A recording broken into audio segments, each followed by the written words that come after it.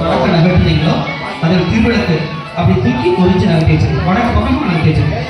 அந்த தீபத்தில் இடத்தில் இருக்கக்கூடிய அம்பாள் அவருடைய மூலஸ்தானத்திற்கு செல்ல வேண்டும் அப்படின்னு நினைச்சு நகர்த்தி வச்சிருக்கோம். இந்த அம்பாளை வீடு கொண்டு போக முடியாதுல்ல, வீடு கொண்டு டெய்லி பூஜை பண்ணுவோம்.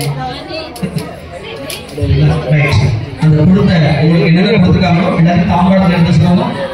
தேங்காய் அவசரப்பட வேண்டாம், பொறுமையாக எடுக்கணும். தேங்காய் பழம் வச்சுடலாம். எல்லாம் தெரியும் யாரும் எந்திக்க வேண்டாமா? பூஜை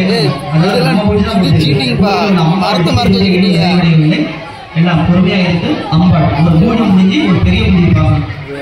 ஒரு கல்யாணமான கடைசியும் அடுத்து ஒரு கல்யாணத்தை பார்க்கணும் சொல்லுவாங்க முதல்ல. அதே போல ஒரு விளக்கு பூஜை பண்ணவங்க அம்பாள் பண்ணக்கூடிய பூஜையை பார்த்தாதான் அந்த பூஜை நிறைவடைக்கும். சரிங்களா? எல்லாம் எடுத்து வச்சுக்கோங்க. விளக்குல தீபம் எரிஞ்சுட்டு இருந்தோம். வழக்கமாக நமது ஆலயத்தில் நித்திய பூஜை நடக்கும் இல்லையா, அந்த பூஜைகள் தற்பொழுது ஆரம்பமாக உட்கார்ந்த இடத்துல இருந்தே பூஜையை பாருங்க. யாரும் விளக்கெல்லாம் பூர்வ வைக்க வேண்டாம். உட்கார்ந்த இடத்துல இருந்தே பூஜையை பாருங்க. பூஜை எல்லாம்